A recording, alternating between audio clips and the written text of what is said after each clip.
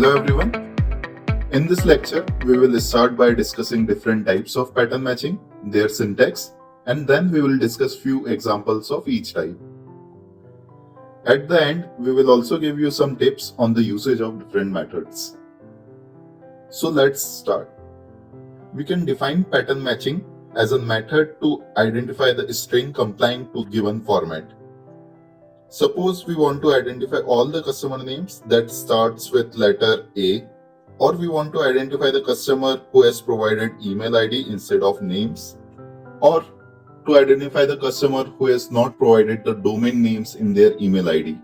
We can find all such customers using a pattern matching in PostgreSQL. This lecture will set your fundamentals of other advanced string functions as well, such as string splits, etc. So understand the concept thoroughly and you will be able to use other functions as well. In PostgreSQL, there are three methods to perform pattern matching. First is the like statement, second is the similar to statement, and third is using tilde operators with regular expressions, which are also known as regex expressions. We have already discussed like statements in our previous videos, and we will be only covering few examples to refresh our memory. Now moving on to similar to functions. These are the SQL standard functions, and the only reason PostgreSQL support it is to stay compliant with SQL standards. Internally, every similar to expression is rewritten in the form of regular expressions, and therefore there always be a regular expression to do a same job faster than the similar to statements. So there is no point in discussing similar to expressions, and you should also avoid it in your queries and try regular expressions instead. Regular expression with tilde operators provide us a very powerful and flexible tool to perform pattern matching. And one thing to note here is that the wildcards of like statements and wildcards of regular expressions are different, and you should try to learn them separately. In this video, we will be mainly focusing on the regular expressions only. Another major difference between like statement and regular statement is like statements perform pattern matching on the whole string, whereas regular expressions perform pattern matching also on the part of string. So suppose if I want to find the customer name with just character A, like statement will find the customer name where there is only one character, which is A, whereas regular expression will find all the customers where the name contains a character A. So let's start with the like operator. There are two wildcards in like operator.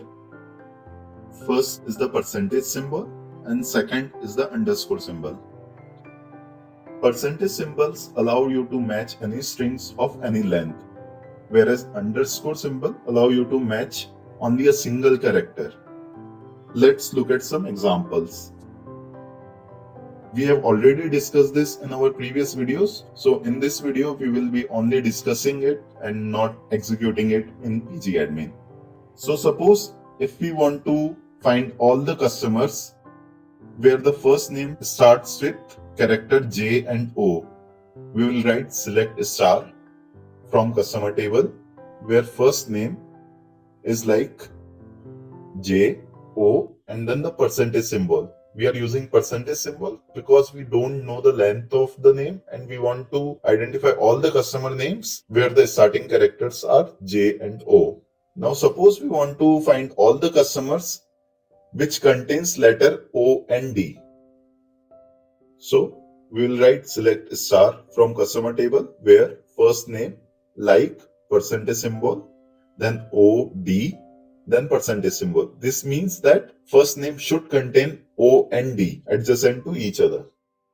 Now in the next example, suppose I want customer name which will start with JAS and then there should be exactly one character, that can be anything, and then there should be character N. In that case, I will use underscore.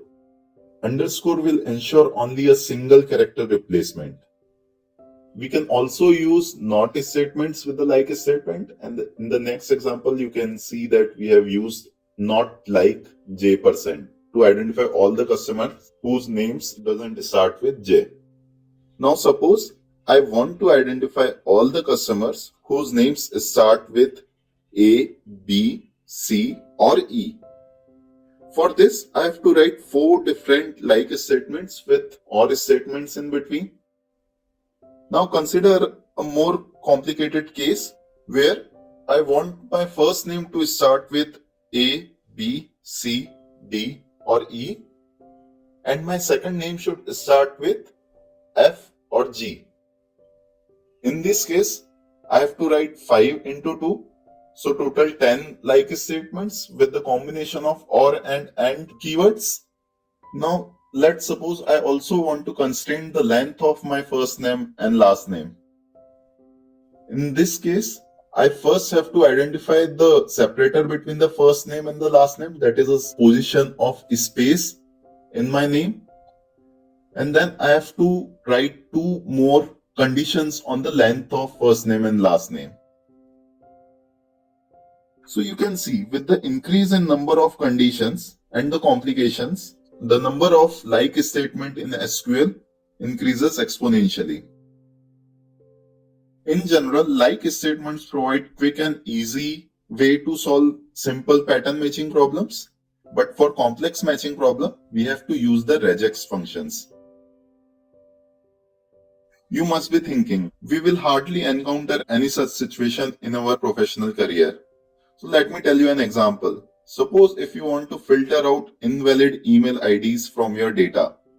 So a valid email ID should contain a string of alphanumeric characters with either dot or underscore symbol. Then there should be a @ sign. And then again, there should be an alphanumeric string. For example, Google or Yahoo. Then there should be a dot. And then after that dot, there should be 2 to 8 alphabets such as .com or .in, etc. A valid email ID should contain all of these parts. And we will learn how to write this using regex expression. Now, in the third example, I want the first name and the last name of my customer to be exactly of 4 characters, and the first name should start with either A, B, C or D. To do this, I will write the start of the string. Then I will mention A, B, C, D using OR operator. Then here I will not write plus symbol because I want exactly 1 character. After that, I will write A to Z. This is the character set. And I want this character set to repeat exactly 3 times. So my first character should be A, B, C, D. And the next 3 characters can be anything between A to Z. And after this first name, I want a space in between. That's why I will mention \s. And after that, I want my last name to contain exactly 4 characters. That's why I will write A-Z. I am mentioning a character Z. And I want this character set to repeat itself 4 times. So let's write this example in PG admin.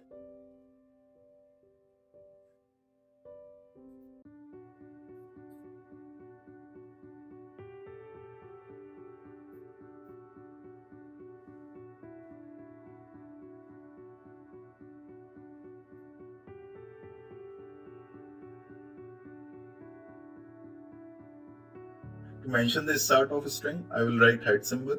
After that, I want my first name to start with A, B, C or D. That's why I will write all these characters with the or symbol or pipe symbol. After that, I want any symbol between A to Z and want it to repeat 3 times. Therefore, I will put 3 in the curly brackets. After that, I want a space. So I mention \space. After that, I want A to Z 4 times to ensure that my last name should contain only 4 characters. So I will mention 4 in the curly brackets. After that, I want my string. to get over. So that's why I will put ampersand symbol. Now let's run this.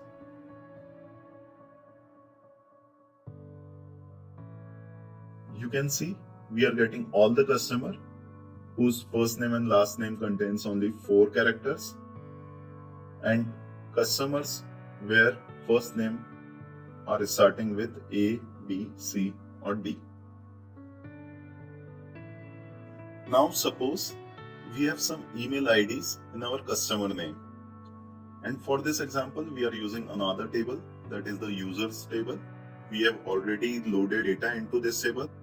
For your practice, we have provided a notepad file containing the queries to create this table. In this table, we want to identify valid email IDs that are present in my name. So first, let's go to PG admin and view the table. Select star from users.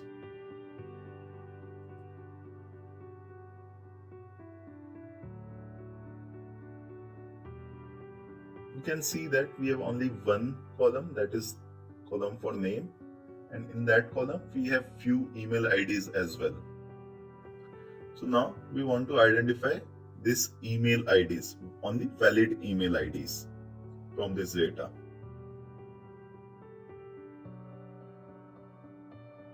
So a valid email ID should contain an alphanumeric string. It can also contain a dot or a dash. Then there should be a @ sign, and then after that there can be alphanumeric string for the domain name. It can also contain dash as well, and after that there should be a dot. For example, in gmail.com there is a .com coming at the end. That's why we are putting a condition on that dot, and after that there can be 2 to 5 characters. That's why we are putting A to Z. It should be between 2 or 5. So we are not accepting a single character, and we are not accepting character length more than 5. So let's write this in our PG admin.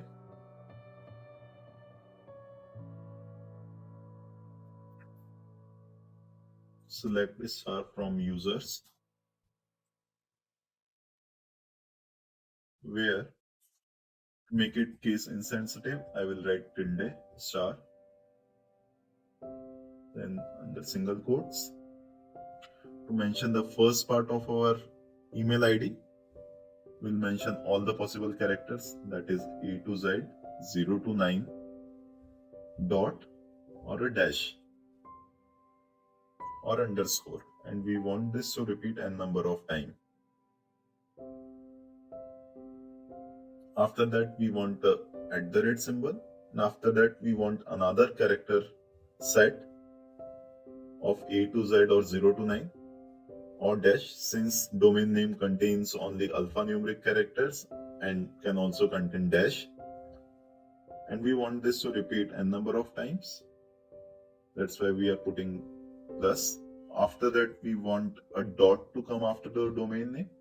That's why \dot, and after that another character set of A to Z. We want to repeat it exactly between 2 and 5. So this query will retrieve only valid email IDs from our database. Let's run this query. You can see we are only getting 2 valid email IDs. There was an email ID that was starting with @, and we have filtered out that email ID using this query. So regex expressions are very useful, and you can use it in other advanced string functions as well. Next, let us learn about the power function. Power is nothing but it just gives you m to the power n.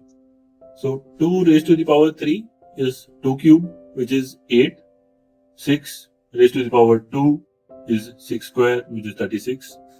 So if you want to find out any power of any number, this is the power function. You write power and give it 2 inputs, m and n. It will raise m to the nth power. So if you want to find out 6 square, this is what we will write. Select power 6, 2. If you want to find square of all the ages for some reason, you can write age, power age, 2. Where this can help you is, so if you are into statistics and you want to find out standard deviation or variance, that is where squares and other similar types of calculations can be used. So this is how we use power. Let us go and write this.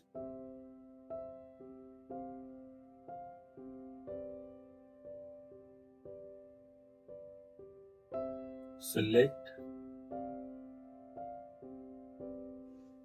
power age, 2, age from customer. Let us run this.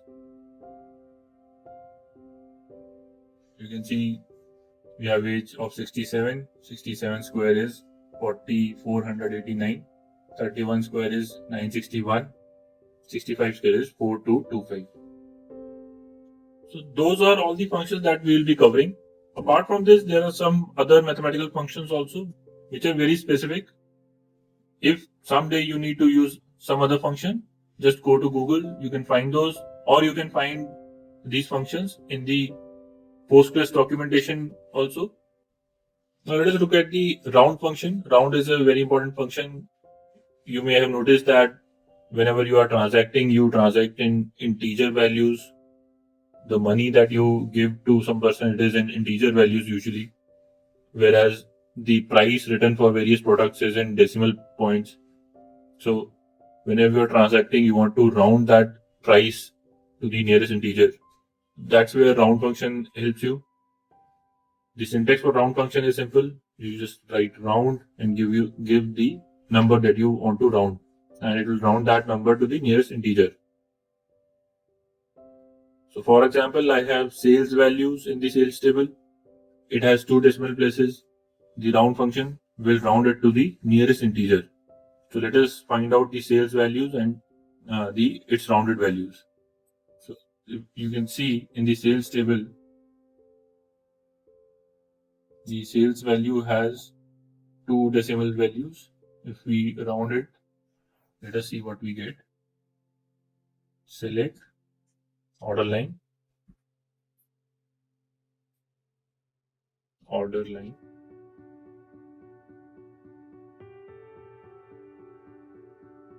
the sales value and the rounded sales value from sales.